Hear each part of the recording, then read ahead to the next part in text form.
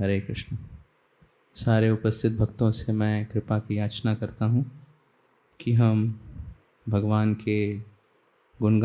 का गुणगान कर सकें।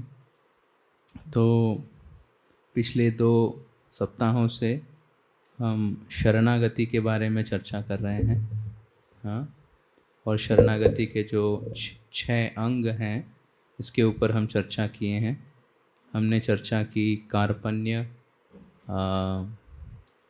उसके बाद आत्मनिवेदना, उसके बाद गोप्तृत्वे वर्णम तथा, हाँ, इन तीनों के ऊपर, और हमने फिर अवश्य राखिबे कृष्णा उसके ऊपर भी कुछ चर्चा की थी। राइट।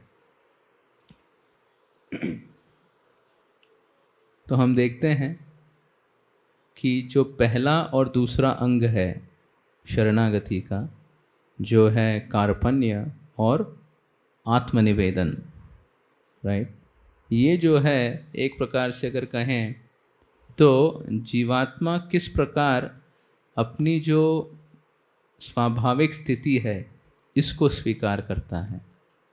राइट, क्योंकि जीवात्मा की स्वाभाविक स्थिति क्या है कि वो कृष्ण का दास है।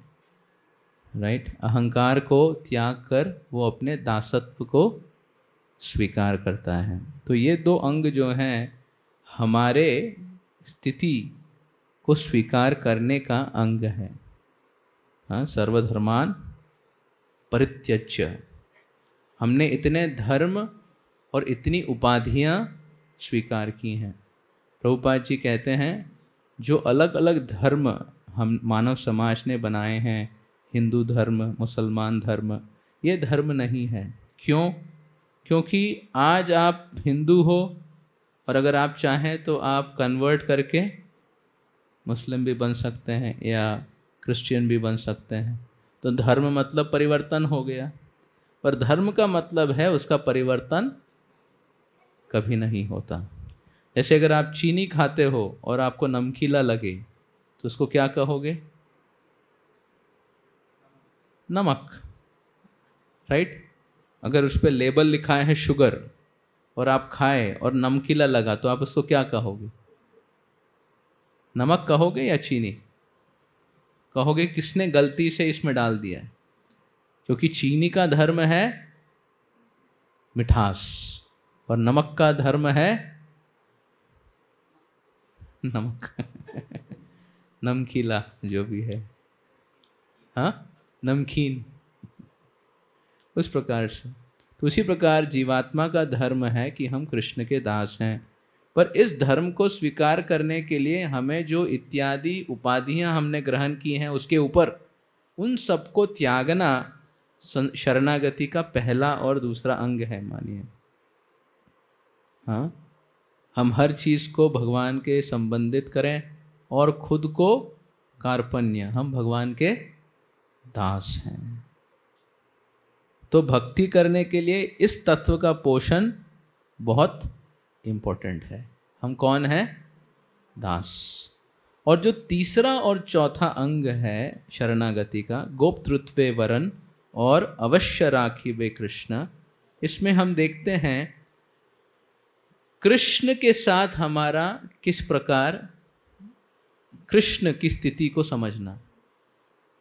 मतलब सब कनेक्टेड है, फिर भी 3rd और 4th में भगवान कृष्ण की क्या पोजीशन है और उसके प्रति हम किस प्रकार आश्रित होते हैं।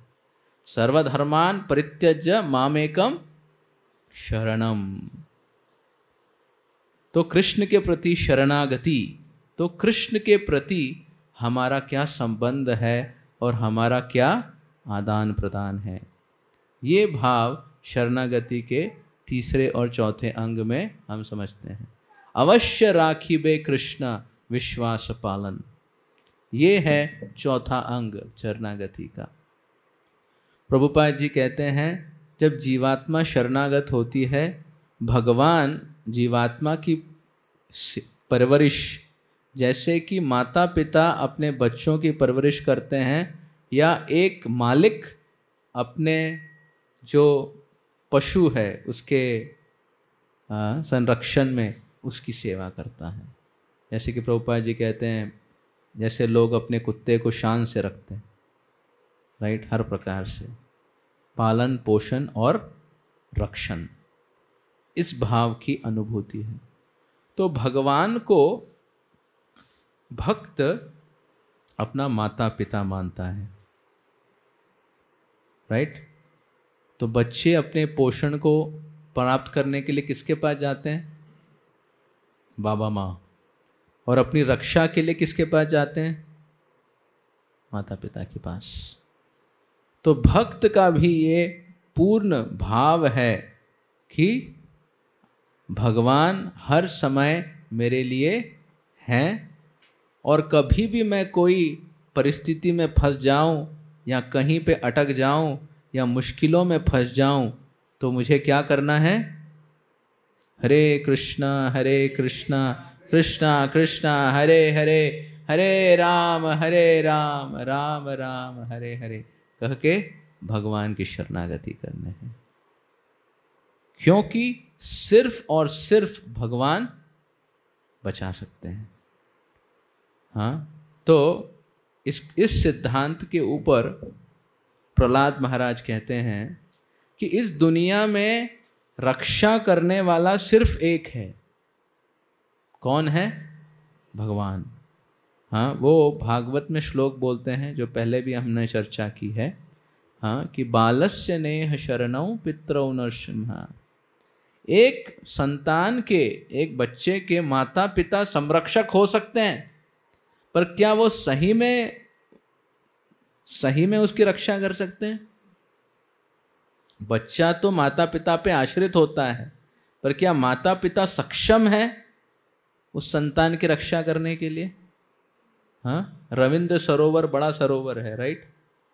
तो उस रविंद्र सरोवर में हमारे भक्त के कनेक्टेड एक IAS ऑफिसर, जो पूरे एक बड़े डिस्ट्रिक्ट के ऊपर उनका जो है सत्ता है, वो और उनकी पत्नी और उनका छोटा बच्चा मानिए 12-14 साल का, तो वहाँ पे जब रविंद्र सरोवर में गए तो कुछ तो ऐसा आंधी तूफान आया कि वो जो बच्चा है वो पानी में, कुछ तो एक्सीडेंट हो गया, राइट।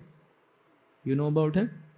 नहीं, उनका एक्सीडेंट हो गया और उनके होते हुए उनके पुत्र की हत्या हो गई उस एक्सीडेंट में। अब IAS ऑफिसर हैं, कमांड चला सकते हैं, इन्फ्लुएंस है, पर जब ऐसी स्थिति आई तो बेसहारा। तो सही में क्या कोई भी माता पिता अपने बच्चों की रक्षा कर सकता है?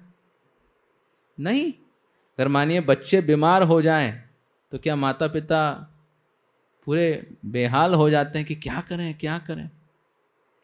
और फिर प्रहलाद महाराज कहते हैं कि अगर मानिए डॉक्टर है आपके पास, क्या वो एक बीमार व्यक्ति को प्राण दे सकता है, ठीक कर सकता है? नहीं, राइट। बहुत बार हम देखते हैं कि डॉक्टर के होने के बावजूद कुछ नहीं कर पाते, मतलब वो दवाई भी दें, पर प्रहलाद महाराज कहते हैं जब तक आपकी कृपा कटाक्ष नहीं हो तब तक संरक्षण नहीं हो सकता है। आपने सैंक्शन कर दिया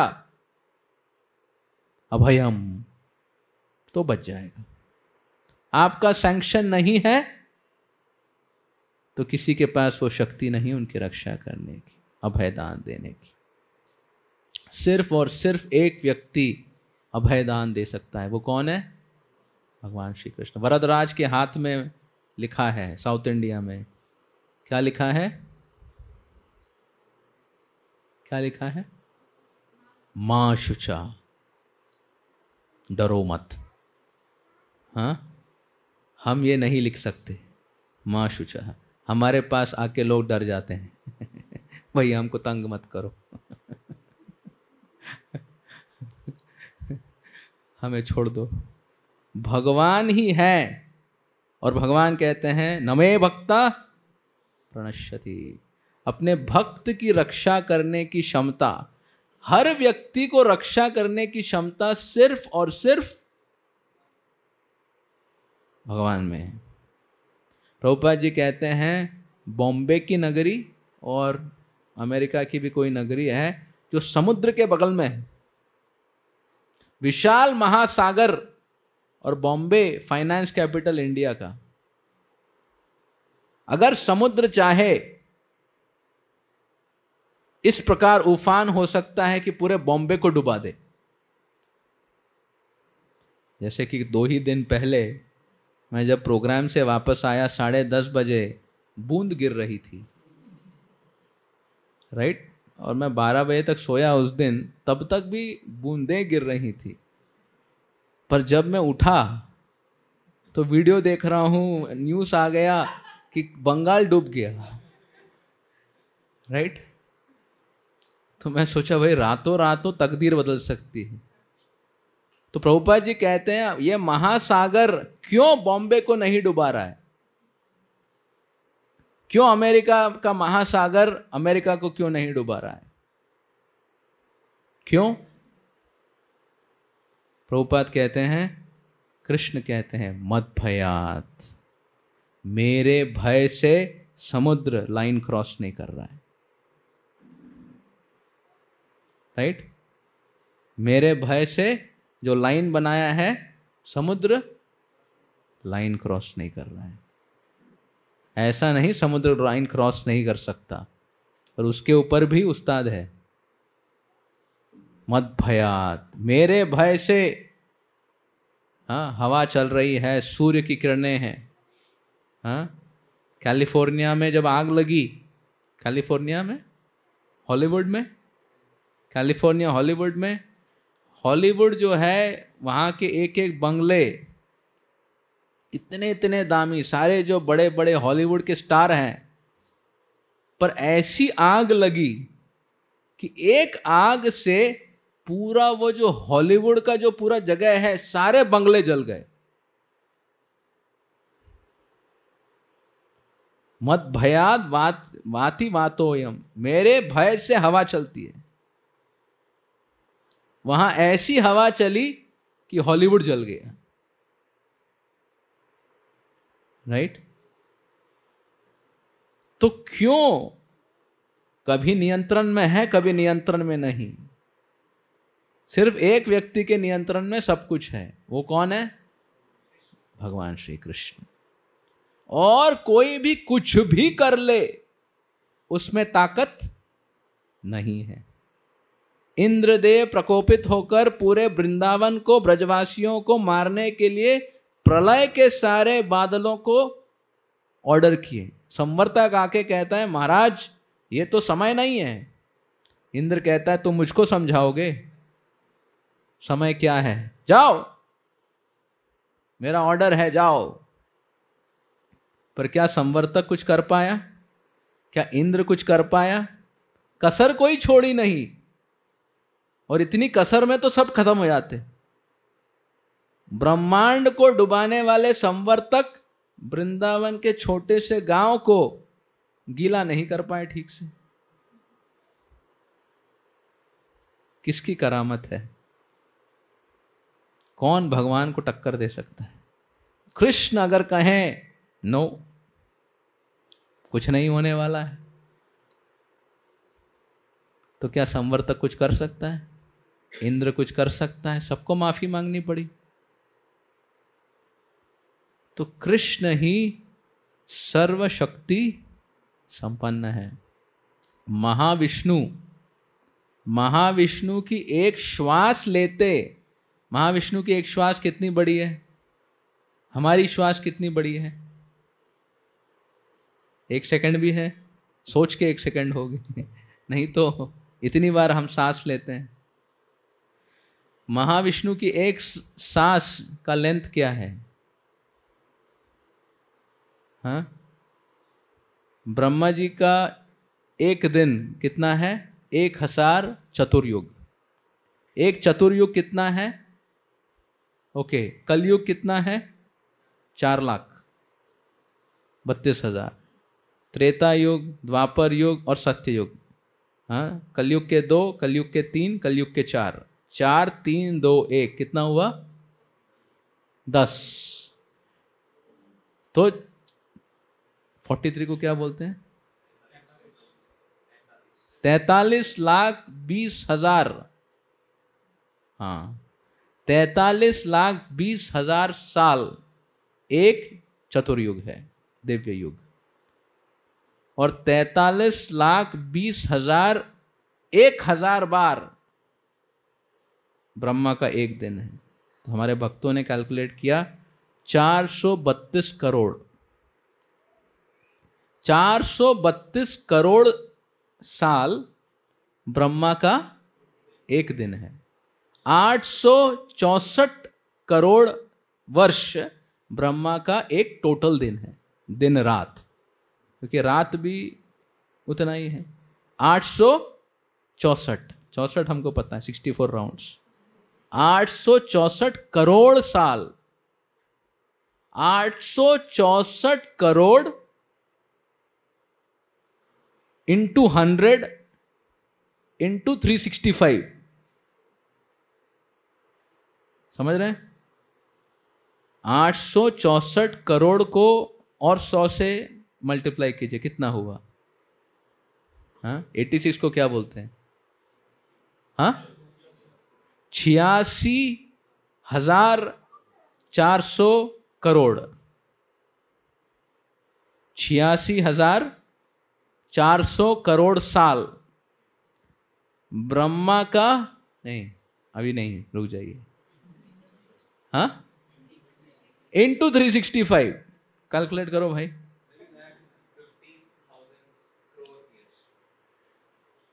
3,15,000 करोड़ वर्ष ब्रह्मा जी जीते हैं। और वो कितना? 3 करोड़ बोल रहा है वो। 3,15,00,000 करोड़। 3,15,00,000 करोड़ वर्ष ब्रह्मा जी की आयु है। कितनी है भाई? 3,15,00,000 वर्ष नहीं, 3,15,00,000 करोड़ ब्रह्मा जी की। वो महाविष्णु का एक श्वास है। हो गया 3,15,00,000 करोड़, 3,15,00,000 करोड़ वर्ष। ये महाविष्णु का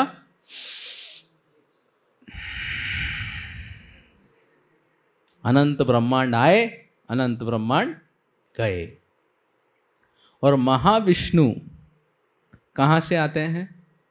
भगवान श्री कृष्ण के पहले विस्तार हैं बलराम जी। बलराम जी के विस्तार हैं संकर्षण। संकर्षण जी के विस्तार हैं नारायण। नारायण के विस्तार हैं दूसरे संकर्षण। और उस संकर्षण के विस्तार हैं महाविष्णु। भगवान के विस्तार के विस्तार के विस्तार के विस्तार के विस्तार, कृष्ण के विस्तार के विस्तार के विस्तार के विस्तार के विस्तार। वो विस्तारा इसीलिए है क्या? विस्तार, राइट? तो आप सोचिए, महाविष्णु का एक श्वास और कृष्ण 4 ऊपर। तो यहां पे क्या कह रहे हैं? अवश्य राखी बे कृष्ण, राइट? भक्त सेंटिमेंटली कृष्ण पे आश्रित नहीं होता है। भक्त का आश्रय ये नहीं कि भाई कृष्ण क्या करें, हरे कृष्णा वालों ने पकड़ लिया तो कृष्ण आप बचा लीजिए, राइट? नहीं। हाँ, भक्त जानता है पूरे तीनों लोकों, ब्रह्मांडों, भौतिक आध्यात्मिक जगत में भी सबके स्वामी, सबके पुरुष एक ही हैं, कृष्ण। एकले कृष्ण, एक ईश्वर कृष्ण आर सब भृत्य। भक्ति के भक्तों के संगत में आके हम समझते हैं कि कृष्ण की पोजीशन जो है बहुत ही निराली है। अद्वैताचार्य कहते हैं मैं चैतन्य का दास हूँ, नित्यानंद प्रभु कहते हैं मैं चैतन्य का दास हूँ। एक ही व्यक्ति है कृष्ण जो सबके दासत्व को स्वीकार कर सकता है, राइट। तो भगवान की असीम शक्तियां हैं, भगवान सबके स्रोत हैं और भगवान के इशारे और सम्मति से पूरे दुनिया का कार्यभार चलता है, आध्यात्मिक भौतिक सब कुछ। तो भक्त को पता है, भक्त को पता है कि अगर मैं कृष्ण का आश्रय ले रहा हूं, शरणागति कर रहा हूं, उनकी भक्ति कर रहा हूं, तो वो संभालेंगे, मुझे क्या टेंशन। और क्या भगवान संभाल सकते हैं? क्यों नहीं भाई, जो पूरे ब्रह्मांडों को संभाल सकते हैं एक श्वास में, हमको क्यों नहीं संभाल सकते। और भगवान कहते हैं कि ये भजंती तु माम भक्त्या फिर मयि ते। जब भक्त मुझे अपने हृदय में ग्रहण करता है, भगवान कहते हैं मैं भक्त को अपने हृदय में ग्रहण कर लेता हूं, राइट। जब आप भगवान को अपने हृदय में ग्रहण कर लेते हो, भगवान आप ही मेरे सब कुछ हो, भगवान अपने भक्त को अपने हृदय में ग्रहण कर लेते हैं, भक्त तुम ही मेरे सब कुछ हो। हाँ, मदन्यते न जानाति, भक्त को मेरे अलावा कुछ नहीं पता। और भगवान कहते हैं मुझको भी भक्त के अलावा कुछ भी नहीं पता। दुर्वासा मुनि जब जाते हैं, भगवान कहते हैं मैं नहीं कर सकता कुछ, अम्बरीश अगर आपको रक्षा करे तो फिर मैं सोच सकता हूँ। सुदर्शन को मैंने नहीं कहा है, वो खुद निकल गया, राइट। सुदर्शन खुद निकल गया। अम्बरीश महाराज के जब चरणों में पड़ते हैं तब सुदर्शन जो है शांत हो जाते हैं। तो अवश्य राखिबे कृष्णा विश्वास पालन। हाँ, कृष्ण अपने भक्त की रक्षा हर स्थिति में करते हैं। भक्त का गारंटियर भगवान। हाँ, इसीलिए भक्त भगवान के आश्रित होकर पूर्णतः कृष्ण की सेवा में लग जाता है बिना कोई चिंता के। हाँ, तो ये बहुत महत्वपूर्ण बात है। तो इसके ऊपर एक तत्व मैं कहना चाहूँगा, राइट, कि प्रभुपाद जी कहते हैं, एक भक्त मुझे प्रश्न पूछ रहे थे, प्रभु जी इस दुनिया में समुद्र की इतनी लहरें हैं और जीवन में भी इतनी लहरें हैं, हर समय चिंताग्रस्त रहते हैं, कहते हैं शांति कब मिलेगी प्रभु जी, क्या शांति मिलती है? हाँ, इज पीस पॉसिबल? हाँ, तो प्रभुपाद जी कहते हैं शांति कैसे मिलती है? कितने लोग शांति चाहते हैं? कोई हाथ नहीं उठा रहा है क्योंकि हम सब आनंद वाले हैं शांति को दूर दूर, राइट। तो प्रभुपाद जी कहते हैं भुक्ति मुक्ति सिद्धि कामी सकले अशांत, कृष्ण भक्त निष्काम अतएव शांत। जो भोग करना चाहता है, जो मुक्ति चाहता है और जो सिद्धि चाहता है, वो सब समय अशांत। यदि किछु लागबे तो अशांति पावे, अशांति फ्री चले आसबे, राइट। अगर कामना है तो व्यक्ति को अशांति फ्री में मिलेगी। भुक्ति मुक्ति सिद्धि कामी शकले अशांत। क्योंकि जब कामना करते हो नहीं मिला तो दुखी हो जाएगा, मिलके कोई चोरी कर लिया तो दुखी हो जाएगा, राइट। तो जिसकी इच्छा है वो हर समय अशांत है। कृष्ण भक्त निष्काम अतएव शांतः। कृष्ण की भक्ति जो करता है उसके हृदय में कितनी वासनाएं हैं, कितनी इच्छाएं हैं?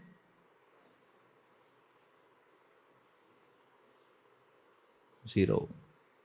तो कोई कहेगा प्रभु जी हमारे हृदय में तो 0 नहीं है, हमारे हृदय में तो बहुत है।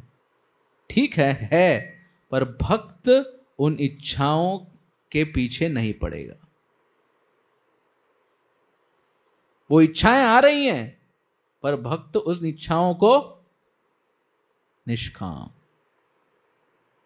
मन बोल रहा है लग जाओ, नहीं, मन की बात बेकार है, नहीं सुनेंगे। निष्काम भक्ति मतलब भक्त के हृदय में कोई भी इच्छा नहीं, एक ही इच्छा है। क्या इच्छा है? भगवान की सेवा।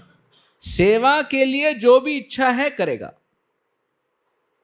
तो भक्त भी आप देखते हैं सब जगह दौड़ते रहते हैं, इधर करते हैं उधर करते हैं, ये करते हैं वो करते हैं। कोई कहेगा यार इतना कर रहे हो, कोई इच्छा नहीं है, ऐसा कैसे? बोला अपनी इच्छा कुछ नहीं है। प्रभुपाद जी की सेवा है, गुरु की सेवा है, कृष्ण की सेवा है। सेवा से अनुप्रेरित होकर हम कार्य करते हैं, सेवा के अलावा कोई इच्छा नहीं। तो भक्त का भाव क्या है? ओनली सेवा, राइट? हम प्रसाद भी लेते हैं, वो क्या है? सेवा। भले बड़े पकवान हो पर जब तक भगवान को अर्पित नहीं हुआ क्या हम उसको खाएंगे? नहीं। उसके ऊपर लोभ आएगा? नहीं। मन को मार लेंगे। बाहर अगर जाते हैं, दुकान देखते हैं या एडवर्टाइजमेंट आता है, क्या हमारा मुंह से लार टपकती है? काश भक्त नहीं होता तो सब जमा लेता। नहीं, हम सोचते हैं ये तो भोग लगा नहीं है, राइट? एक बार न्यू वृंदावन में बहुत बड़ा कंट्रोवर्सी हो गया। एक भक्त क्या किया कि एक पूरे पहाड़ को ऑफर कर दिया। इसमें इतने फल थे, इतने पेड़ थे, सब कुछ थे। बोला यार बार बार ऑफर करना पड़ता है, एक ही बार में सब ऑफर कर लेता हूं। ठीक है, तो उसने सब ऑफर कर दिया और जाके भक्तों को बोल दिया मैंने पूरे पहाड़ को ऑफर कर दिया है, अब सब प्रसाद है। तो वहां भक्तों ने सोचा अरे पहाड़ ही तो है जो भगवान को भोग लगा सकते थे फल फूल लेके, अब सब भोग लग गया तो भगवान को कैसे भोग लगाएंगे? आप समझ रहे हैं? अभी भविष्य में जो भी भोग लगाना है, पूरा पहाड़ तो भोग लगा दिया वो भक्त ने बिना पूछे, मनमानी करके सब ऑफरिंग कर दिया। फिर कहीं जीबीसी मीटिंग हुआ ये निष्कर्ष निकालने के लिए कि पहाड़ ऑफर हुआ है कि नहीं। भक्त कहाँ प्रभु तुलसी लगाया था, भगवान को ऑफर किया था, और वो कहता है यार तुम सब ऑफर कर दिया तो भोग क्या लगाएंगे, राइट? उसने लगा कि एक बार ऑफरिंग करिए, आप जो चाहो खाओ।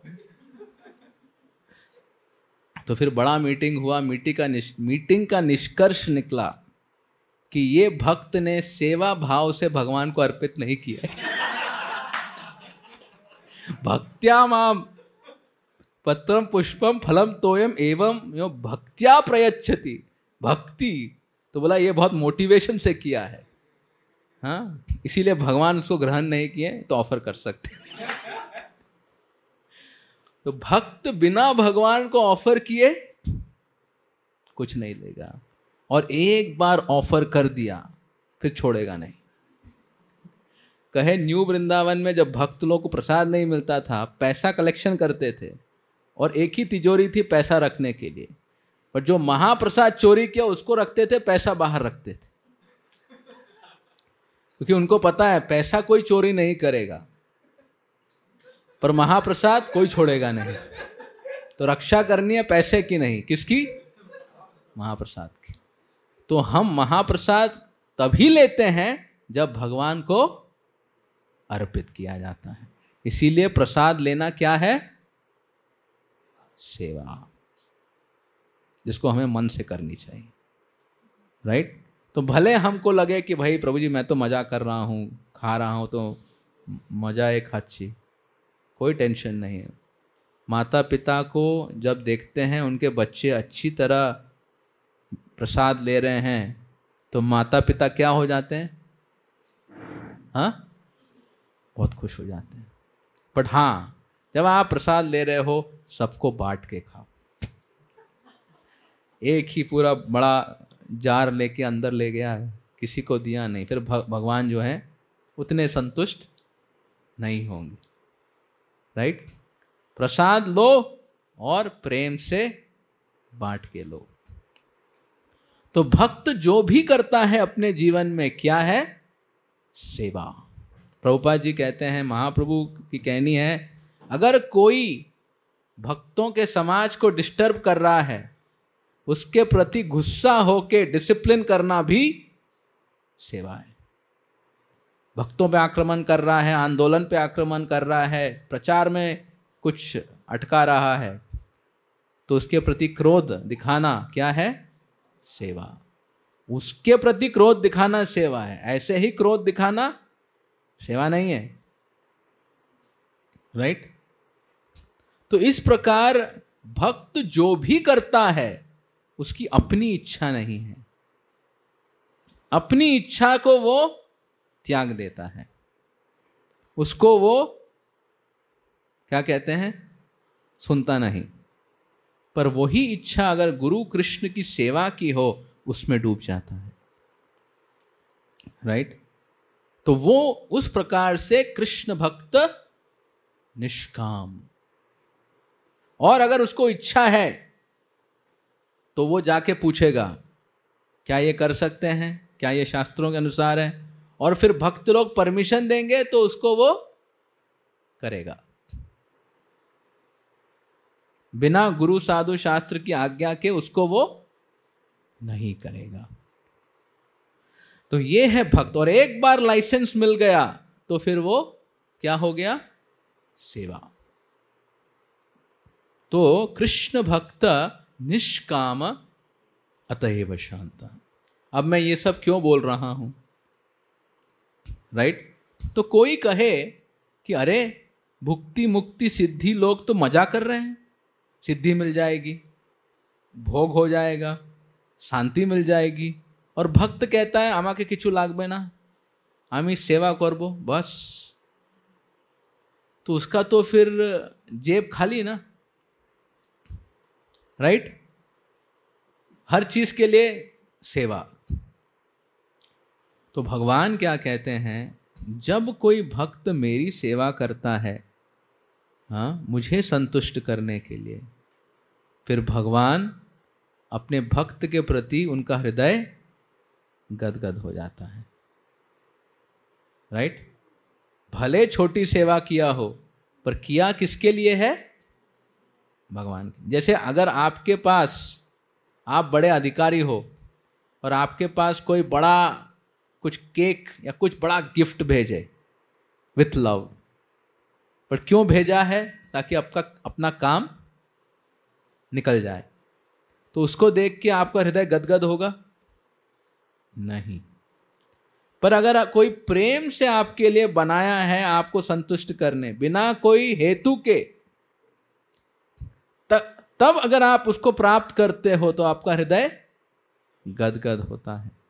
उसी प्रकार जब भक्त निष्काम भावना से कृष्ण की सेवा करता है बिना कोई अपेक्षा के, तब भगवान खुद को कंट्रोल नहीं कर पाते और उसके भक्त के जीवन में अपने प्रेम, भक्ति और आनंद को भर देते हैं। भक्त कुछ मांगता नहीं, भगवान जरूरत से ज्यादा उसको दे भी देते हैं, और भक्त को फिर कोई भी जरूरत महसूस नहीं होती। सुदामा विप्रा गए थे भगवान श्री कृष्ण को दर्शन लेने, मांगे भी नहीं, थोड़ा सा पोहा भगवान छीन के ले लिए, अपेक्षा कुछ नहीं किए, भगवान सुदामा की भक्ति से इतने गदगद हो गए, उनको इतना ऐश्वर्य दिया कि इंद्र का ऐश्वर्य भी फीका। राइट? तो भगवान अपने भक्तों के हृदय को पूर्णतः भक्तिमय आनंद से भर देते हैं और उसको कोई भी जरूरत तंग नहीं करती। जैसे मैंने कहा, गोप्तृत्व वरन पालन पोषण और पूर्ण संरक्षण, राइट, भगवान देते हैं जब वो उनकी निष्काम भावना से सेवा करते। तो भक्त के लिए ये बहुत महत्वपूर्ण है कि हमारी सेवा कैसी होनी चाहिए? निष्काम। हमारे की लागबे, आपने इतनी सेवा की है, क्या चाहिए? कुछ नहीं प्रभु, आपको संतुष्ट करना है बस, नो डिजायर। और क्या चाहिए? और सेवा दे दीजिए। भक्त क्या कामना करता है? और सेवा दो। तो ऐसे सेवा के भाव, जैसे वृंदावन में जब वृंदावन की परिक्रमा होती है, जैसे मैं बता रहा था, या कभी गोवर्धन में परिक्रमा होती है, कार्तिक का मास होता है, तो कई परिवार वृंदावन की सड़कों पे रास्ते पे पूरा चूल्हा वूल्हा लगा के भंडारा बनाते हैं। पूरा परिवार बैठ के गरम गरम पूरी तल रहा है, सब्जी बना रहा है, हलवा बना रहा है, और जो भी यात्री आ रहे हैं जा रहे हैं सबको गरम परोस रहे हैं। और ऐसा पूरे परिक्रमा के सप्ताह में करेंगे। सुबह से रात टर्न लेके परिवार सेवा करेगा। राइट? मॉर्निंग शिफ्ट में ये करेगा, आफ्टरनून शिफ्ट में ये करेगा, इवनिंग शिफ्ट में ये करेगा, रात में ये करेगा, ये सो जाएगा, फिर अपना शिफ्ट में ये करेगा, क्योंकि वो भगवान के सारे भक्तों की सेवा करना चाहते हैं। तो इस प्रकार जब हम सेवा करते हैं भगवान की, बिना कोई इच्छा के, सिर्फ उनकी संतुष्टि के लिए, तब भगवान पूर्णतः भक्त के हृदय में आनंद की लहर, राइट। इसीलिए भक्तों के जीवन में, भले कोई कहे अरे भक्तों के जीवन में क्या मजा है, मूवी देखने नहीं जाता, इधर उधर काम नहीं करता, चाय नहीं पीता, ये नहीं खाता, वो नहीं खाता, तो कोई व्यक्ति सोचेगा यार भक्त के टीवी नहीं देखता, ये नहीं करता, वो बोला भक्त के जीवन में है ही क्या? मतलब पूरे दुनिया का मजा भक्त कहता है ना ना ना। तो बोले रस क्या है भक्त के जीवन में? भक्त के जीवन में कृष्ण है। कृष्ण भक्तों के जीवन को रस से प्रदान करते हैं, और पूरे जगत में जो भगवान की भक्ति नहीं करते उनको दुर्गा देवी संभालती है। आजा बेटा। हाँ, आज सुबह ही हम पढ़ रहे थे, जो व्यक्ति भौतिकता को बढ़ाता है, आध्यात्मिक आदि दैविक और आदि भौतिक क्लेश, दुर्गा देवी त्रिशूल लेके उनके पीछे लग जाती। मजा करने की चेष्टा कर रहे हैं पर दुर्गा देवी को इनवाइट कर रहे हैं, और वो जाके सब लोगों को ठक ठक ठक करके हाल बेहाल कर देती। तो जो भोग वृत्ति चाहता है उसको दुर्गा देवी दौड़ा दौड़ा के रुला देती है। तो इस दुनिया में सब लोग खुशी के पीछे भाग रहे हैं, पर माया देवी उनको खुद खुशी तक ले आती है। ये उनकी सेवा है। और भक्त कहता है लाग बे, नो प्रभु नो प्रभु नो प्रभु। तो प्रभुपाद जी कहते हैं भक्त भक्तिमय सेवा, निष्काम सेवा से कृष्ण के संपर्क में सब समय रहता है, और इसके कारण उसको कोई भी पीड़ा नहीं होती। दुर्गा देवी तो दिखती ही नहीं, इसीलिए कभी कभी भक्तों का जीवन बोरिंग हो जाता है। प्रॉब्लम ही नहीं, एक बना लेते हैं कोई ताप नहीं आ रहा है, बोरिंग हो गया राइट। क्यों? क्योंकि दुर्गा देवी नहीं है और आप अपने कर्तव्यों को आराम से कर सकते हो। कृष्ण की सेवा मतलब सिर्फ और सिर्फ कृष्ण की सेवा में व्यक्ति निष्काम अतएव शांतः। एक व्यक्ति जिसको भय नहीं है वही शांत है। जिसको भय है क्या वो शांत रह सकता है? की होबे की होबे की होबे, सब लोगों को जीवन में यही टेंशन है, अब ठीक है कल क्या होगा। पर भक्त को हर समय पता है मेरा वर्तमान भगवान संभाल रहे हैं, मेरा भविष्य भगवान संभालेंगे, भूतकाल जो हो गया हो गया, और मुझे क्या करना है? कृष्ण की निष्काम सेवा। भविष्य में क्या करना है? भक्तों की संगति में कृष्ण की निष्काम सेवा। हाँ, श्रद्धा शब्द विश्वास सुदृढ़ निश्चय, कृष्ण भक्ति कोयले सर्व कर्म कृत होए। अगर कोई कृष्ण की सेवा कर रहा है उसको और कोई कर्म करने की जरूरत नहीं, कोई भी नहीं। प्रभुपाद अपने सारे भक्तों को इस प्रकार उत्साहित करते हैं कि कृष्ण सबकी रक्षा और सबका पालन पोषण करते हैं। एक बार एक भक्त बुक डिस्ट्रीब्यूशन कर रहा था और कहीं ऐसी जगह कर रहा था पाश्चात्य देश में, तो उसको जेल में डाल दिया। तो प्रभुपाद जी को खत लिखा, प्रभुपाद जी क्या करें? प्रभुपाद जी ने उसको रिप्लाई किया, तब आर्थिक व्यवस्था भी इतनी नहीं थी कि बेल होगा, ये होगा, वो होगा। प्रभुपाद जी ने कहा अच्छा समय है, बहुत समय से तुम साधना नहीं कर रहे थे, 64 माला करो, रोज मेरी किताबें पढ़ो और मंगल आरती करो, पूरा समय जब तक जेल में हो भक्ति अच्छी करो, बाकी कृष्ण संभाल लेंगे। बस कुछ नहीं कहा, लॉयर के पास जाओ उसको फोन लगाओ, इसको फोन लगाओ, कुछ नहीं। प्रभुपाद जी ने उसको कृष्ण के साथ जोड़ दिया। यहाँ लेटर है ऐसा, 64 माला करो, भागवत पढ़ो, मंगल आरती करो, शाम में गौर आरती करो, बिंदास। राइट? इस प्रकार जो है कृष्ण की संरक्षण, प्रभुपाद ने हर प्रकार हर समय कृष्ण का संरक्षण। राइट? पूरे आंदोलन को प्रभुपाद जी ने निर्माण किया। 70 साल का व्यक्ति पाश्चात्य देश में जाके एक बड़े आंदोलन को शुरू करे, क्या कोई अपने विश्वास से कर सकता है? अपने बलबूते पे कर सकता है? 2 हार्ट अटैक आया, व्यक्ति का तो पूरा विश्वास ही नहीं है। प्रभुपाद जी को कृष्ण पे पूरा विश्वास है,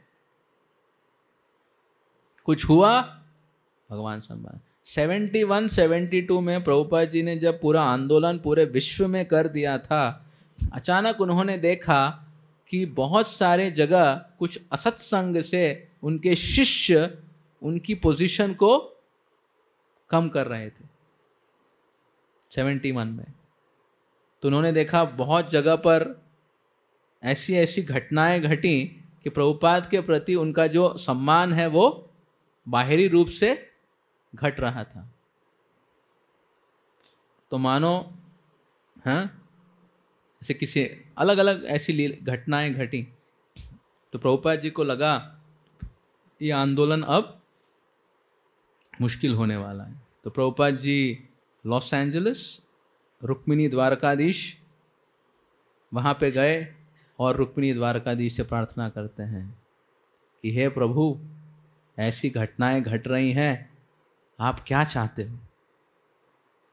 तो रुक्मिणी द्वारकाधीश ने क्या कहा? Go to India. Rukmini Dwarkadhish ने कहा भारत जाओ अभी। तो प्रभुपाद जी ने 71 में अपना स्ट्रैटेजी चेंज कर दिया। 71 तक स्ट्रैटेजी था किस प्रकार पूरे लॉस एंजलिस को बेस बना के पूरे अमेरिका और यूरोप पे प्रीचिंग करेंगे, और जब ऐसी घटनाएं घटी वो गए राधा रुक्मिणी द्वारकाधीश के पास लॉस एंजलिस में, कहा कि प्रभु अब क्या करूं? तो रुक्मिणी द्वारकाधीश ने कहा गो टू इंडिया। और तब प्रभुपाद जी ने पूरा इंडिया का प्लानिंग शुरू किया। और तभी प्रभुपाद जी ने मायापुर का लैंड, जुहू में मंदिर, वृंदावन में मंदिर, ये सब प्रभुपाद जी ने उसके बाद किया। और फिर पाश्चात्य देश में प्रचार कंटिन्यू किया। तो आप देखते हैं कि कृष्ण किस प्रकार अनुप्रेरणा देते हैं, हर प्रकार रक्षा, पूरे आंदोलन की रक्षा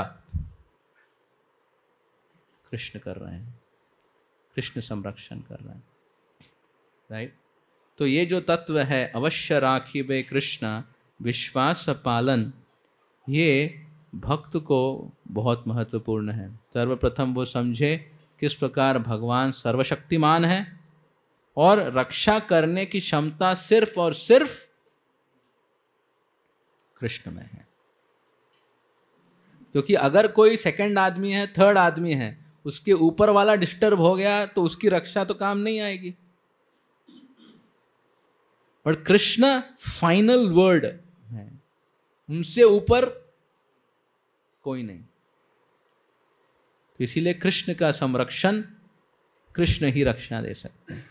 और किस प्रकार भक्त निष्काम भक्ति से भगवान की सेवा में लगते हैं और भगवान हर प्रकार का संरक्षण और पोषण भक्त को देते हैं।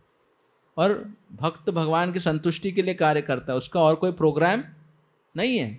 अगर हमारा और कोई प्रोग्राम है तो उतना हमको खुद को संभालना पड़ेगा।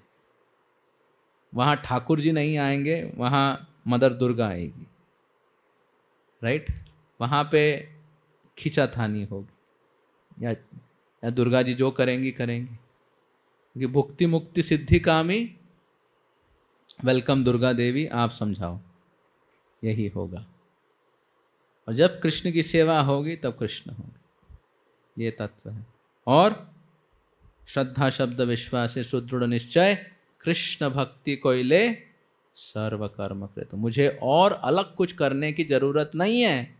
अगर मैं कृष्ण की सेवा करूं, उसी सेवा में सब कुछ इंक्लूडेड है, राइट। ये भक्त का विश्वास है। तो एक महत्वपूर्ण तत्व है कि भक्त अपने जीवन में जो कुछ करे कृष्ण के संबंधित होकर उसे करता है। हर जगह वो कृष्ण को दर्शन करता है, कृष्ण के संबंधित हर चीज़ को करता है। और ये हमें अपना भाव बनाना पड़ेगा कृष्ण की इस प्रकार सेवा करने की।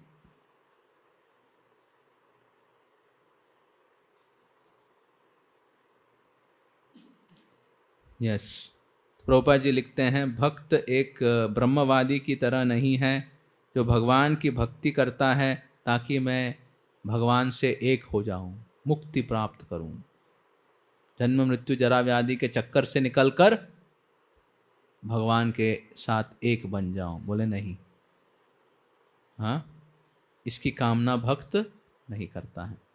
हाँ, मतलब जो ब्रह्मवादी लोग हैं वो कहते हैं कि किस प्रकार इस जगत की जो मुश्किलें हैं वो एक प्रकार से माया है। सारी जो सिचुएशन आप जो एक्सपीरियंस कर रहे हैं ये सब माया है, ये सत्य नहीं है, ये सब माया है। जैसे सपना होता है, राइट। तो इसी प्रकार वो कहते हैं ये जगत सब इल्यूजन है।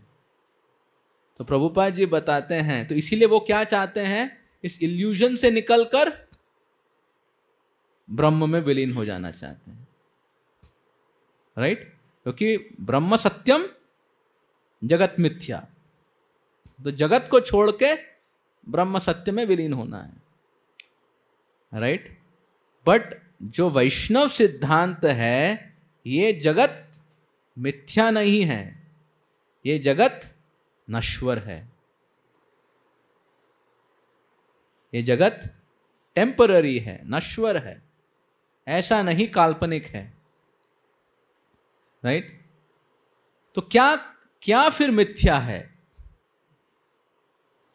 हाँ,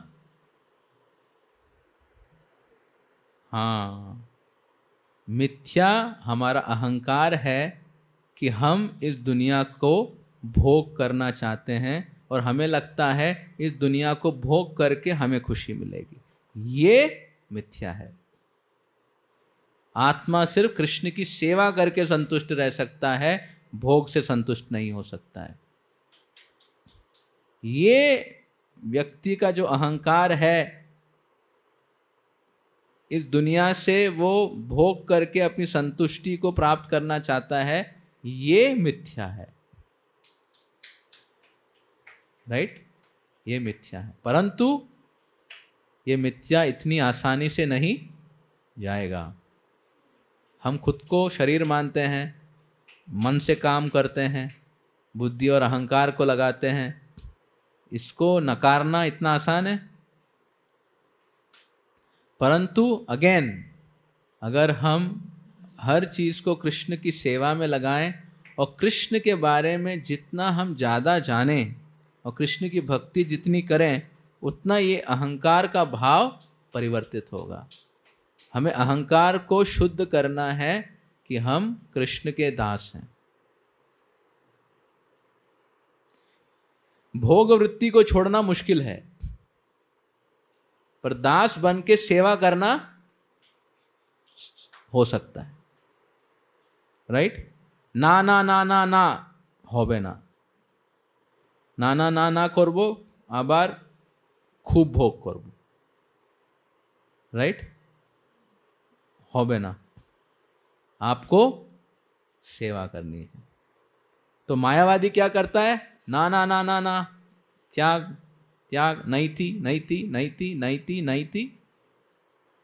राइट? और वो ज़्यादा समय तक उसको रख नहीं पाता है। कितने जैसे तपस्वी होते हैं, योगी होते हैं, नहीं होता है। क्यों? क्योंकि वो, उसको ब्रह्म ज्ञान है कि मैं शरीर नहीं आत्मा हूं, पर उसका कृष्ण के साथ संबंध दासत्व का नहीं है। हाँ, अनादृत युष्मदांग्रया, भगवान के प्रति उनकी सम्मान नहीं है, सम्मान नहीं है। पर भक्त कैसा है? उसका भाव है कि मैं दास हूं, तो कृष्ण की दासत्व में सारे उसकी इच्छाएं और कार्यों को करता है, और तभी वो शुद्धिकरण होते हैं। जैसे कि आज हम सेवा कर रहे हैं, पर सेवा का भाव अभी नहीं है इतना, पर सेवा करते करते धीरे धीरे सेवा का भाव बढ़ता है। जैसे हमारा ज्ञान बढ़ता है, साक्षात्कार बढ़ता है। राइट? जैसे कि मुझे एक सेवा मिली है, तो हो सकता है वो सेवा मैं कर रहा हूं, पर कृष्ण के लिए 10% है और मेरे मजे के लिए 90% है।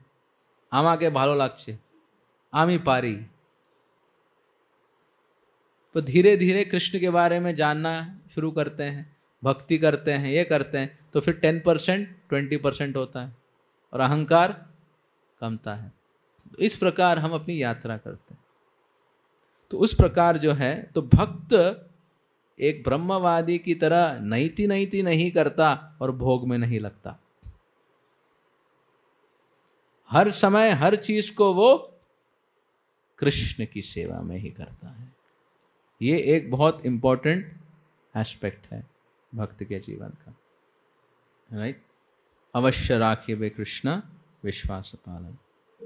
इसके बाद दो और अंग हैं, वो है प्रतिकूल्यस्य वर्जनम और आनुकूल्यस्य संकल्प। तो हम अपनी स्थिति और भगवान की स्थिति को पूर्णतः समझ गए हैं। अब जो भी हम कार्य करेंगे, अनुकूल्यस्य संकल्प प्रतिकूल्यस्य वर्जनम, ये बहुत महत्वपूर्ण है। राइट? प्रतिकूल्यस्य वर्जनम मतलब जो भी चीज हमें कृष्ण की भक्ति से दूर लेके जा रही है, उसको हम वर्जन करेंगे कि नहीं। कहाँ गया? यस,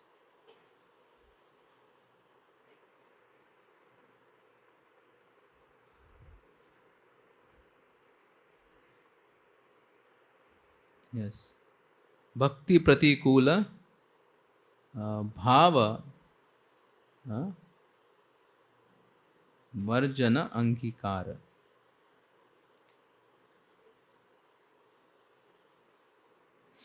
तो भक्ति के प्रतिकूल जो भी कार्य है उसको हम छोड़ देंगे, भले ही उसमें हमको बहुत मजा आता है, राइट?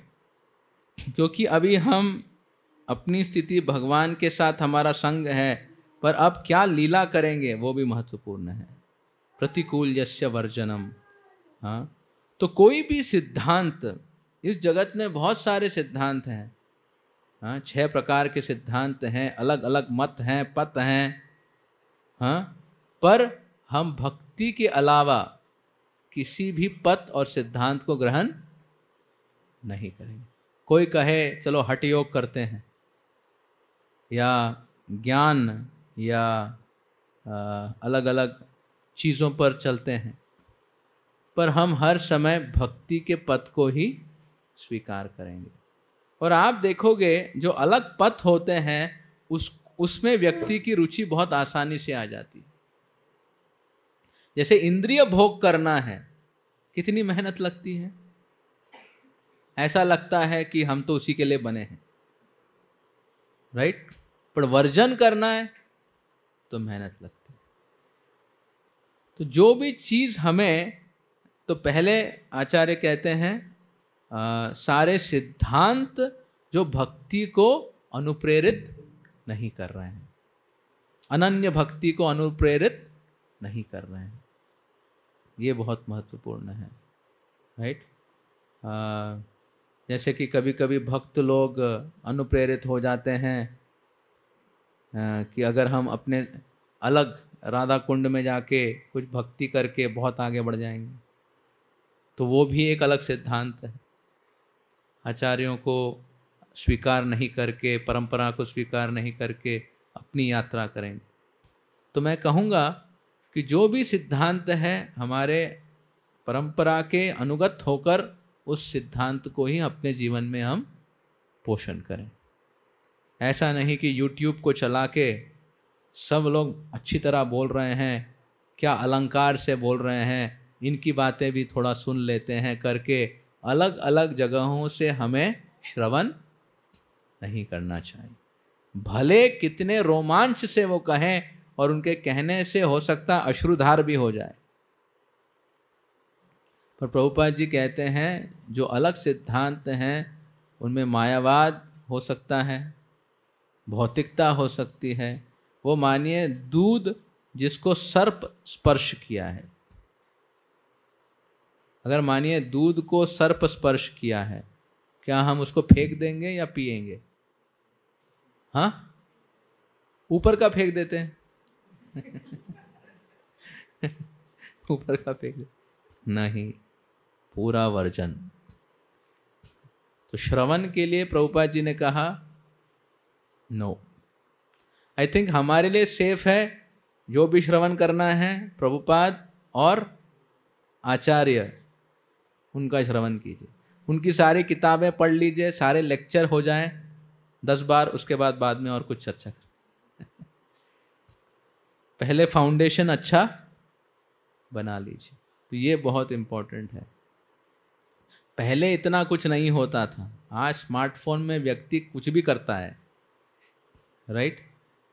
तो स्मार्टफोन को हमें स्मार्टली यूज़ करना चाहिए, भक्ति अनुकूल, भक्ति प्रतिकूल नहीं। तो ये पहली चीज़ है, हाँ, कि हमें किसी सिद्धांतों के प्रति ज़्यादा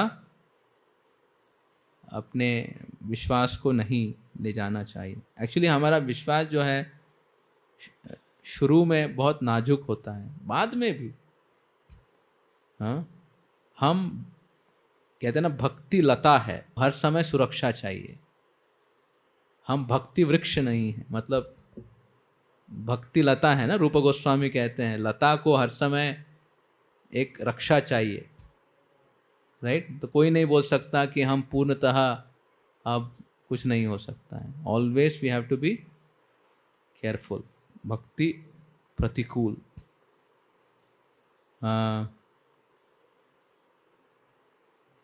दूसरा जो तत्व है जो भक्ति के प्रतिकूल है वो है असत्संग।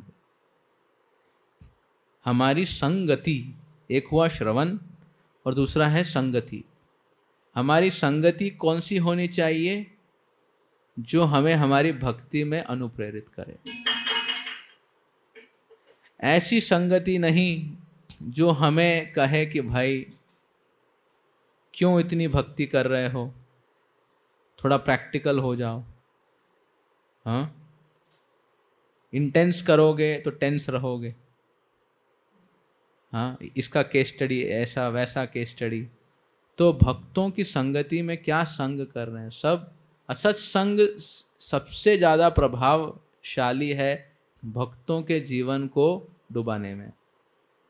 और स्पेशली जब हमारे जीवन में कुछ मुश्किलें चल रही हैं तब भक्त भ्रमित हो सकता है, राइट? तब भक्त को थोड़ा विश्वास होना चाहिए कि समय लगेगा, पर असत संग नहीं करना चाहिए, राइट?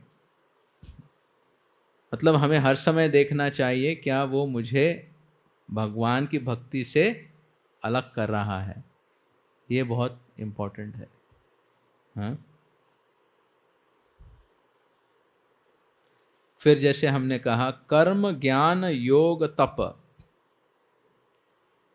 राइट? कर्म ज्ञान योग तप, कर्म मिश्र ज्ञान मिश्र योग मिश्र, ये सारे भावनाओं से भी हमें दूर रहना चाहिए। कर्म का भाव है हम जो भी करते हैं हमको कुछ उसका भोग चाहिए। ज्ञान का भाव है हमें शांति चाहिए। योग का भाव है हमको साक्षात्कार चाहिए, राइट? सेवा करें पर हमें कुछ चाहिए। जैसे हमने कहा सिर्फ हमें सेवा चाहिए, ये भाव होता है भक्त का, राइट?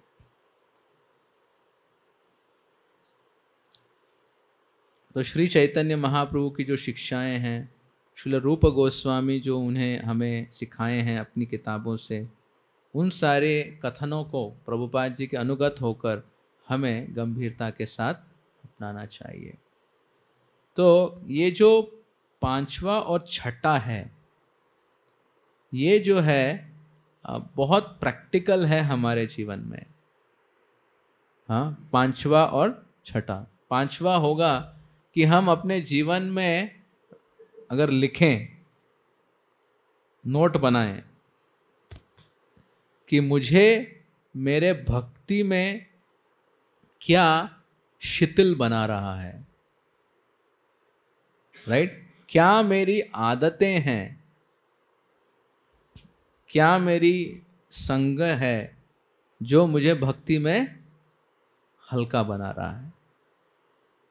वो हर भक्त को एक प्रकार से सोचना चाहिए, क्या आदतें हैं, क्या चीज़ें हैं जो मुझे शिथिल बना रहा है। शिथिल समझते हैं ना, जो मुझे प्रतिकूल भक्ति में प्रेरित कर रहा है। और उसके प्रति हमें फिर कुछ योजना बनानी चाहिए, एक एक करके। सबको तो एक बार में हम खत्म नहीं कर पाएंगे, राइट? हमको देखना चाहिए कि एक चीज़ को हम लें, फिर उस चीज़ के ऊपर हम दृष्टिकोण रखें और उसको फिर ठीक करें। अलग अलग आदतें हो सकती हैं। और देखिए, अगर सब चीज़ को एक ही बार ठीक करना चाहेंगे, होगा नहीं। कभी कभी हमको पता है ये भी प्रॉब्लम है, वो भी प्रॉब्लम है, ये भी प्रॉब्लम है, वो भी प्रॉब्लम है, राइट? जैसे अगर मैं अपने जीवन में देखता हूँ, अगर रात को लेट सोना, उसके कारण व्यक्ति का सुबह मुश्किल हो जाता है। मैं बहुत बार, मैं तो आश्रम में हूँ तो मंगल आरती जाने का मेरा उत्साह रहता है, पर अगर मानिए आप गए 2-3 दिन के बाद, तो फिर शरीर पूरा जो है मुश्किल हो जाता है और फिर भक्ति करना, साधना करना बहुत मुश्किल हो जाता है। शरीर पे फिर दबाव डालने लगता है। तो पहले मैं जब कार्तिक प्रोग्राम होता था, 1 दिन, 2 दिन, 3 दिन, 4 दिन खींच लेता था, बट खींचते खींचते अब शक्ति कम हो गई अब ज़्यादा खींच नहीं पा रहा हूँ, शरीर अब रिएक्ट कर रहा है, हाँ, पूरा उतावला हो जाता है। तो ये एक प्रकार से प्रतिकूल है, क्योंकि वो भक्ति को अनुप्रेरित नहीं कर रहा है। नहीं तो मुझे समझना चाहिए मेरी क्षमता कितनी है, राइट।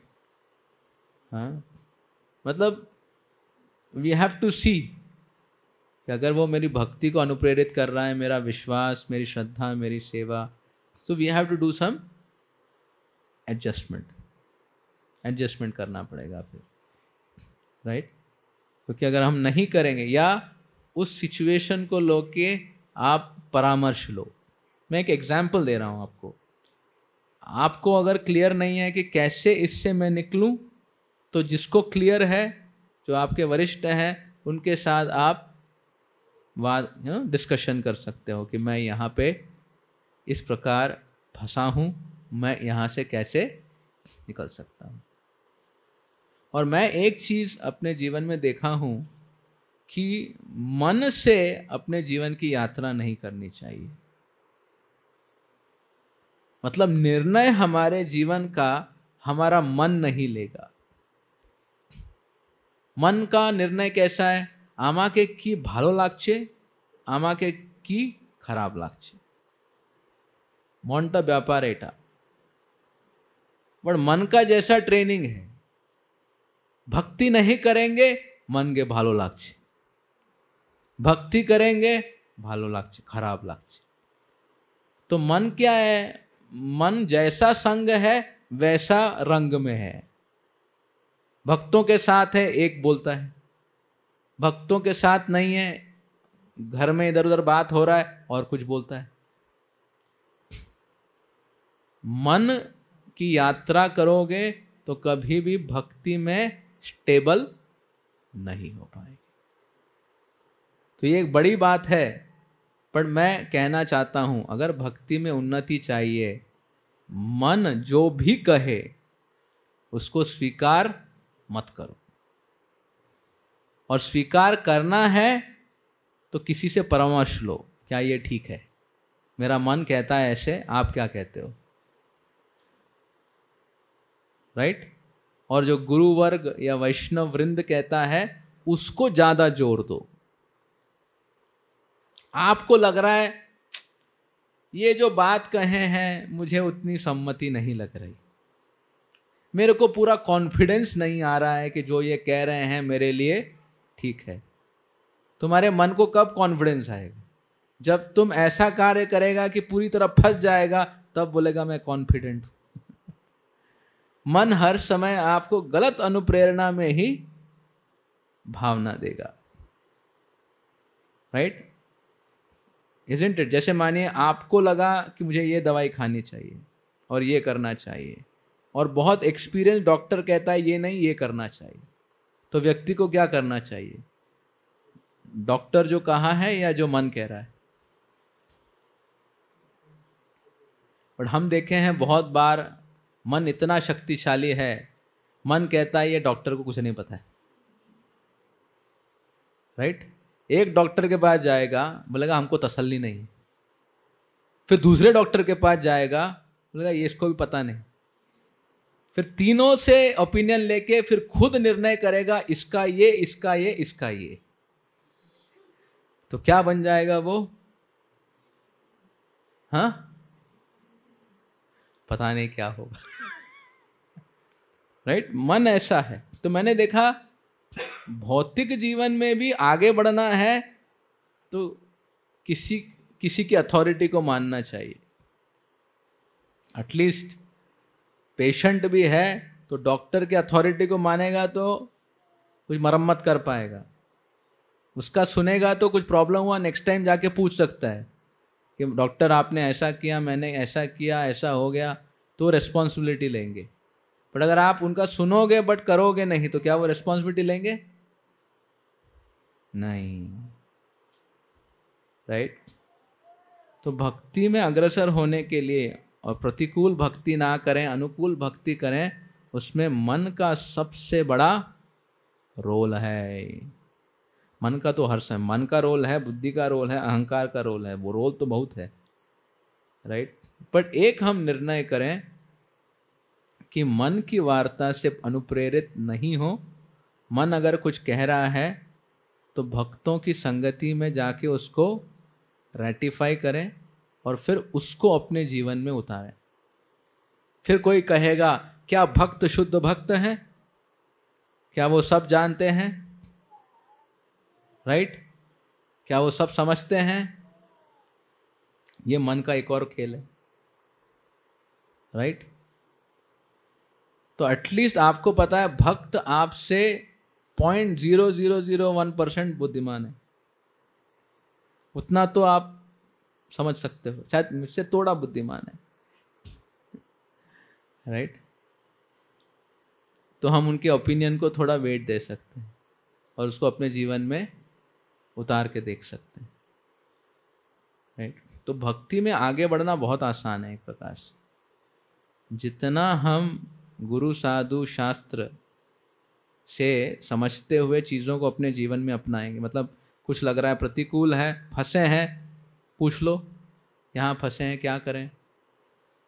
मैंने देखा है हिज ग्रेस राधेश्याम प्रभु को कभी भी मेल लिखो मैं फंसा हूँ, 3-4 पीपीटी 3-4 वर्कशॉप सब भेजते हैं भाई पढ़ो समझो अप्लाई करो निकल जाओगे क्योंकि उनको पता है जनरली क्या प्रॉब्लम होती है, तो पहले से मैटर लिख दिया है प्रभु जी ने स्टैंडर्ड।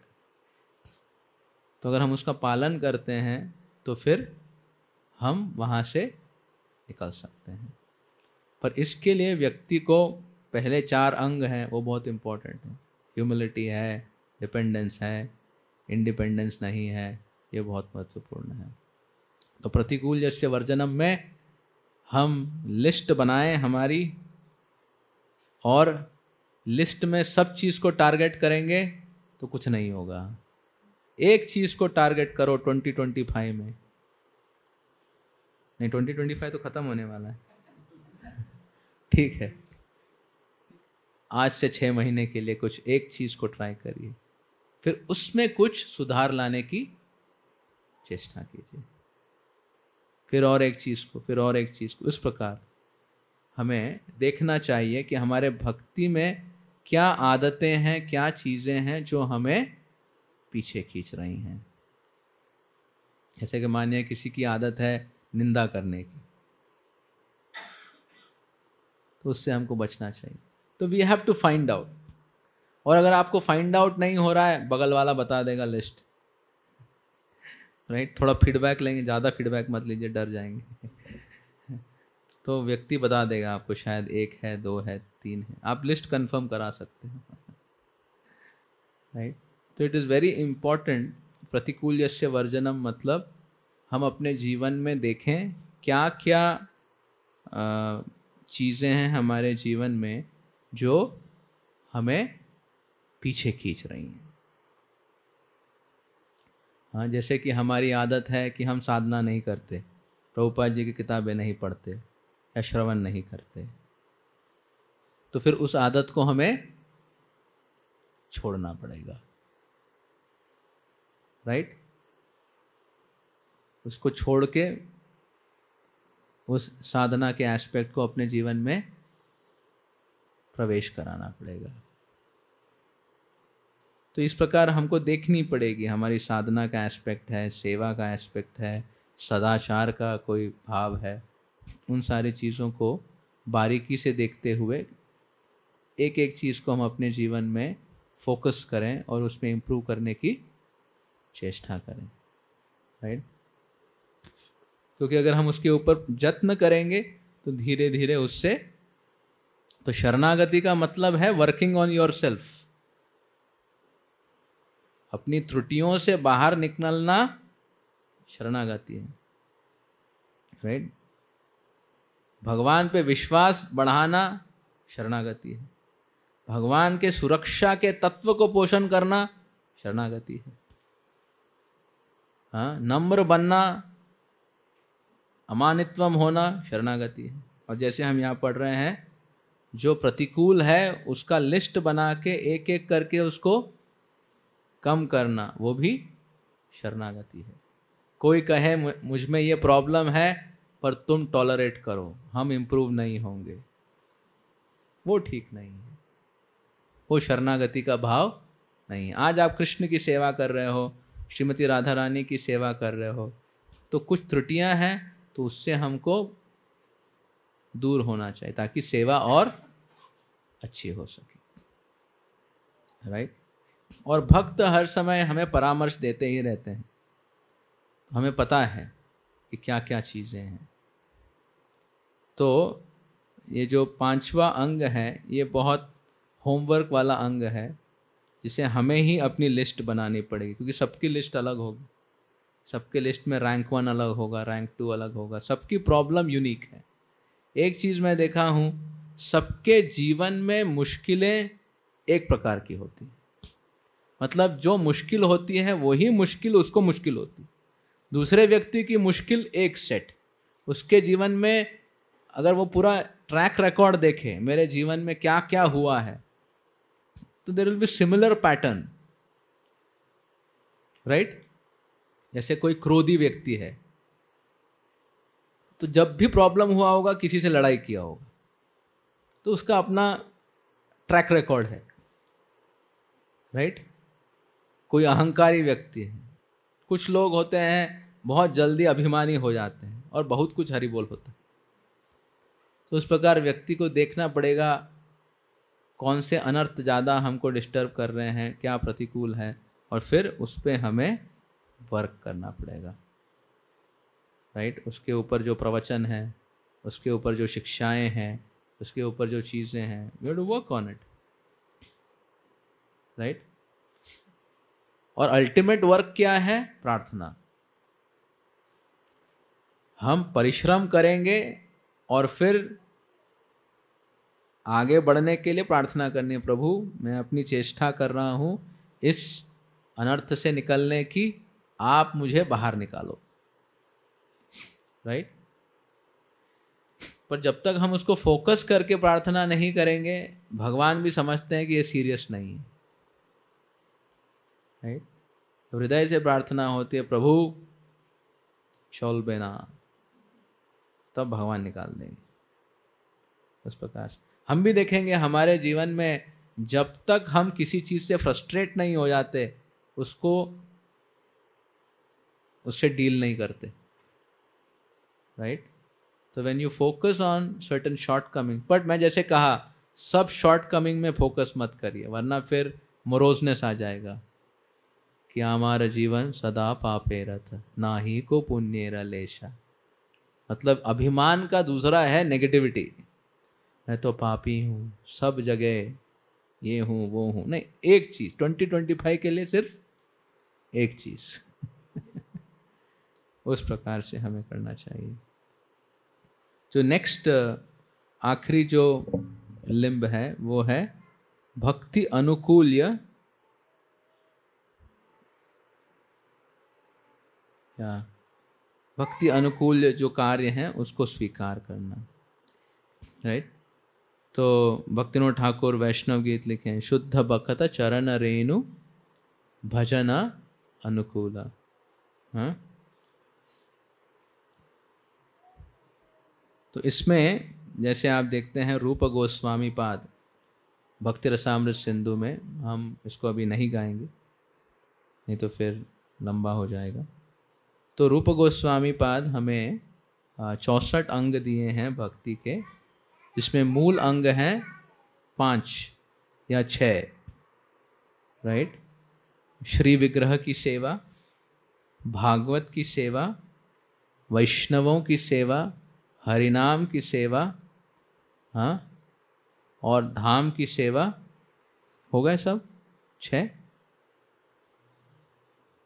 श्री विग्रह की सेवा, भागवत की सेवा, वैष्णवों की सेवा, नाम की सेवा, धाम की सेवा, राइट, और गुरु की सेवा, राइट। वैष्णव गुरु एक है but there is difference also, right. तो ये जो मेन तत्व हैं रूप गोस्वामी जो हमें कहते हैं, इसको बहुत उत्साह से हमें अपने जीवन में करना चाहिए। हमारा जो 24 आवर्स है इन सारी चीज़ों में बढ़ जाना चाहिए, राइट। प्रतिकूल जस्य वर्जनम में जो डिस्ट्रैक्ट कर रहा है उसको निकालना है, पर उसको निकालने के लिए हमारा पूरा प्रोग्राम बिजी होना चाहिए कृष्ण की सेवा में। जैसे श्री विग्रह की सेवा, मतलब भगवान के श्री विग्रहों की आराधना। हम कैसे श्री विग्रहों की आराधना करते हैं? हाँ, या तो हम मंदिर में जाते हैं रेगुलरली, वहाँ की आरतियाँ, वहाँ सेवा करते हैं और इस प्रकार श्री विग्रहों की आराधना करते हैं, by attending the Aarti's, by doing some services associated, right? या कोई अपने घर में श्री विग्रहों को रखें और उनकी सेवा करें, तो श्री विग्रह की आराधना होना चाहिए। बट ऑब्वियसली जो भक्त मंदिर के इर्द गिर्द हैं उनके लिए तो भगवान ऑलरेडी विराजमान हैं और अनंत सेवाएं हैं, क्योंकि अगर आप राइट, क्योंकि वो अपने में एक बड़ा program. But then there should be a portion हमारे जीवन में, हर दिन नहीं ये प्रोग्राम होना चाहिए कि हम श्री विग्रह की सेवा करते हैं। तो प्रभुपाद जी कहते हैं हम तो ऑल्टर में नहीं जाएं। हो सकता है कोई कहे कि मैं ऑल्टर में नहीं जाता हूँ या वहाँ निजी सर्विस नहीं कर पाते हैं, अलग अलग। तो कहते हैं अगर आप आरती को अटेंड कर रहे हो तो मतलब आप आरती करने के समान है, फॉर अटेंडिंग द आरतिक्स। और बंगाल में देखा हूँ कि whenever आरती होता है सब आ जाते हैं, आरती खत्म होता है सब गायब हो जाते हैं। बहुत बार हमने गीता क्लास मंदिर में चालू करने की चेष्टा की, अरे इतने लोग आते हैं, गौर आरती के बाद गीता क्लास करते हैं, पर आरती के बाद क्या हो जाता है पता नहीं। गीता क्लास चालू होती है, 1 या 2 लोग बैठते हैं, सब गायब हो जाते हैं, राइट, वॉट एवर एटलीस्ट। तो श्री विग्रह की सेवा बहुत इंपॉर्टेंट है। और घरों में भी मेक ऑफरिंग्स, जो भी हम बनाते हैं भगवान के लिए अच्छी तरह भोग लगाते हैं और भगवान को संतुष्ट करते हैं। ये होगी श्री विग्रह की सेवा। So every day we should have a program Shri विग्रह की सेवा की। दूसरा, श्रीमद् भागवत की सेवा। भागवत की सेवा मतलब नित्यम भागवत सेवया। आप मंदिर में भागवत क्लास अटेंड कर रहे हो, प्रभुपाद जी का भागवत पढ़ रहे हो, ये हर दिन होना चाहिए, नित्यम। तीसरा, हम गुरु की सेवा, गुरु का संग। गुरु का संग कैसे करते हैं? हाँ, श्रवण करते हैं। गुरु चाहते हैं कि हम अनन्य भक्त बने, तो गुरु अपने लेक्चर के माध्यम से, संग के माध्यम से हमें इंस्ट्रक्शंस देते हैं। तो जब व्यक्ति उसको श्रवण करता है तो उनको गुरु का मूड समझ में आता है। अगर आप गुरु को श्रवण नहीं करते हो तो गुरु का मूड समझ में नहीं आएगा। प्रभुपाद की किताबें नहीं पढ़ेंगे, प्रभुपाद का मूड समझ में नहीं आएगा। हाँ, शिष्य मतलब गुरु के जो मूड को समझकर अपने जीवन की यात्रा करे, राइट। गुरु शिष्य मूड को समझ के करता है, राइट। तो अपने जीवन में ऐसा होना चाहिए, कुछ भी निर्णय करना है वो सोचते हैं अच्छा मेरे गुरु क्या चाहते हैं, right. If you have taken discipleship, at least उतनी तो हमारी रिस्पॉन्सिबिलिटी है, राइट। गुरु का श्रवण करना, संग करना और फिर उसे हमने अपने जीवन में उतारना। मतलब जो भी गुरु कहते हैं वो भारी है, हैवी, उसे अपने जीवन में उतारना होता है। और रोज हम गुरु की आरती करते हैं, संसार दावा ननलित रोका, श्री गुरु चरण पद्मा केवल भक्ति सतमा। ये आरतियाँ भी इम्पोर्टेंट हैं। अगर आप मंदिर नहीं आते हो तो आप घर में कर सकते हो, at least you play a recording, you do it, तो it is like offering your respects, वो इम्पोर्टेंट है, राइट। तो हर दिन गुरु की आराधना होनी चाहिए, गुरु की श्रवण होना चाहिए, ताकि हम उनके मूड को समझें, राइट। अब थोड़े समय के लिए हो, ज़्यादा समय के लिए हो, पर हो, या इन अ वीक आप प्लान करें, राइट। फिर वैष्णवों की सेवा, तो जो भी सेवा हमें आंदोलन में मिलती है वो एक प्रकार से आप देखोगे वो वैष्णवों की ही सेवा है। We are assisting the Vaishnavas in various services, right. तो जो भी सेवा है वो इंडिपेंडेंट नहीं है, किसी न किसी एस्पेक्ट को टेक केयर कर रहे। जैसे कि अगर किसी की सेवा है, यहाँ पे प्रोग्राम ऑर्गेनाइज करना है, तो सारा आयोजन करने से क्या होगा, सारे वैष्णव आराम से बैठ के श्रवण कर पाएंगे। अगर आप प्रसाद की सेवा कर रहे हो वैष्णवों को पोषित करने के लिए, तो जो भी सेवा कर रहे हैं हमें उसे कनेक्शन देखना चाहिए, कैसे वो वैष्णवों को संतुष्ट कर रहा है। तो वैष्णव सेवा है, राइट। वैष्णव सेवा, और सबसे महत्वपूर्ण हरिनाम की सेवा। हरिनाम हमको बहुत ही ध्यान से करना चाहिए। हरे कृष्ण कृष्ण कृष्ण हरे हरे, हरे राम राम राम हरे हरे। तो हमारा पूरा दिन 24 घंटा पूरी तरह सेवा से बट जाना चाहिए। हमारे पास एक क्षण भी समय नहीं होना चाहिए। जो भी समय होगा दुर्गा देवी बुकिंग कर लेगी कि ये बंदा ये टाइम पे फ्री रहता है, तब उसके साथ जाके बात करेंगे, राइट।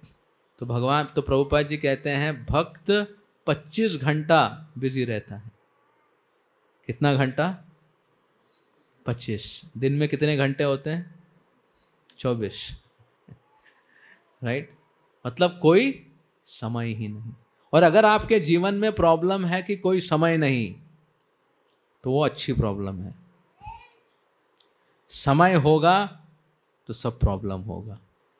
तो नो टाइम गुड्स, पर no time doing the right things.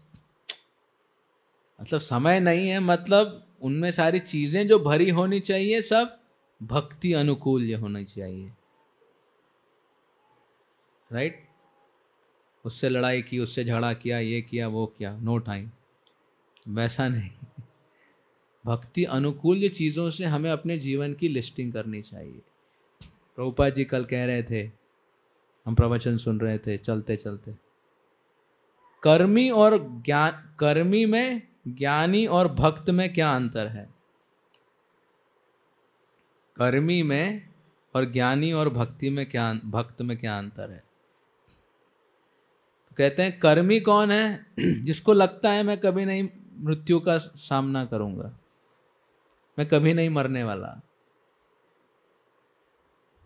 Right. भस्मीभूतस्य देहस्य, कब आएगा देखेंगे, अभी तो मजा करेंगे। तो कर्मी व्यक्ति को कभी भी मृत्यु का कुछ भाव नहीं होता। तो भक्त है क्योंकि वो अपने अस्तित्व को समझता है, उसको लगता है शायद मैं अब मर जाऊंगा, हो सकता है आज मृत्यु आ जाए। और हर समय अगर कोई व्यक्ति को पता चले कि आज मृत्यु आ जाए तो क्या करेंगे? हम अनुकूल भक्ति करेंगे, तैयारी करेंगे। तो प्रभुपाद जी कहते हैं भक्त हर समय सोचता है समय कभी भी समाप्त हो सकता है, तो मुझे क्या करना है? तैयारी करनी है। I have to prepare, I don't have so much time, right. Bhagavat में लिखते हैं परीक्षित महाराज को डेट मिल गया था कि कब जाने वाले हैं। डेट मिल गया था तो प्लानिंग भी कर लिए क्या करना है, राइट। हमारे लिए वो डेट क्लियर नहीं, मतलब हमको हर समय सतर्क होकर अपनी भक्ति करनी चाहिए, हाँ, पूरी तीव्रता के साथ। तो भक्त तीव्र है क्योंकि उसको पता है समय कभी भी सहारा छोड़ सकता है, राइट। और आप तो आजकल बहुत इस आधुनिकता में कहीं ना कहीं श्रवण करते ही हैं कि कुछ ना कुछ दुर्घटना और घटना हो जाती है, राइट। तो व्यक्ति को हर समय सतर्क रहना चाहिए, हाँ, और अपने जीवन को प्लानिंग करना चाहिए।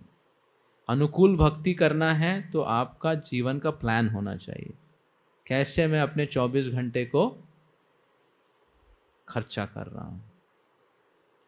चाणक्य बोलते हैं समय को पैसे की तरह खर्च करना चाहिए, मतलब जो पैसे को ठीक से खर्च करते हैं, right, very very carefully, right. तो प्रतिकूल यस्य वर्जनम में हम अपनी लिस्ट बनाएं, क्या चीज़ें हैं जो हमें भक्ति से विमुख कर रही हैं, और एक एक चीज़ को हम फोकस करें।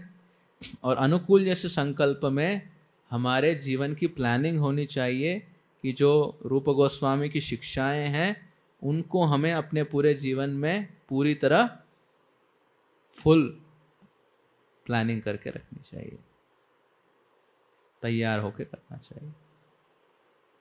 और प्लानिंग रहेगा, समय नहीं रहेगा।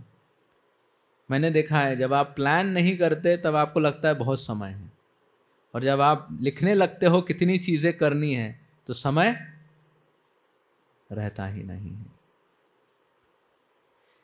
दैट मीन्स इस प्रकार योजना बना के अपने सारे समय को कृष्ण की अनुकूल भक्ति में करना क्या है? शरणागति,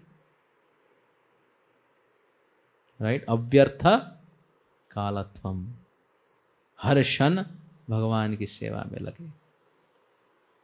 तो ये हमने कुछ चर्चा की शरणागति के जो 6 अंग हैं, पर मुझे अनुप्रेरणा मिली कि शरणागति सिर्फ जैसे हम समझते हैं कि हमें शरणागत होना है, राइट, ये सिर्फ शरणागत होना है मतलब 6 अंग हैं, और सारे 6 अंग को हमें अपने जीवन में प्रैक्टिस करना है।